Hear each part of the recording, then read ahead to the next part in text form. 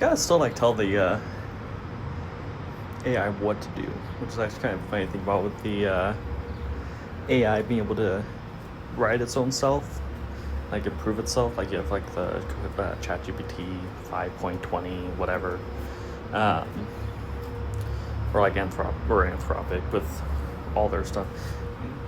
Their their AI is starting to teach itself or to improve its own code and whatnot. But you still got to tell it how to tell itself what to do.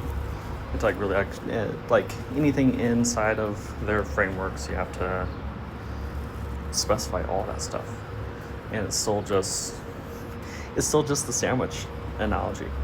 Like if you ever, really applies to anything, but whenever you give instructions to any human, we can assume a lot. If you go say, hey, how to make a peanut butter and jelly sandwich, get some bread, get a knife, get a jar of peanut butter, get a jar of jelly, open them up, slap them on there, and boom, you have a sandwich. And we can assume a lot of the stuff from that.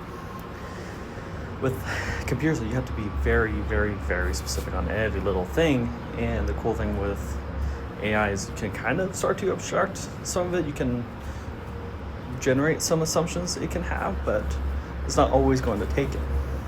And we see that a lot, like I think with the whole, most of the like businesses, something about like with all this AI hype, businesses just not really seeing the returns out of it.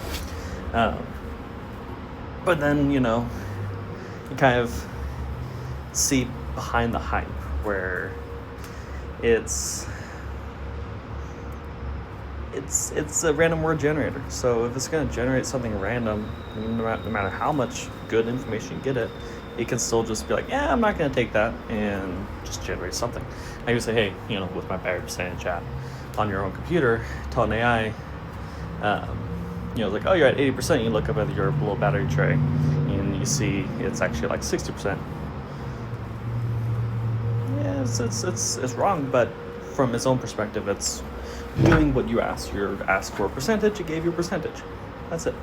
Also, I noticed something in my own project with Bit that I can abstract out the loop, at least the functions inside the loop. So I'm actually going to end up posting that. I was holding off on doing anything of posting open source for Echo itself and just like the subcomponents for people to mess around with.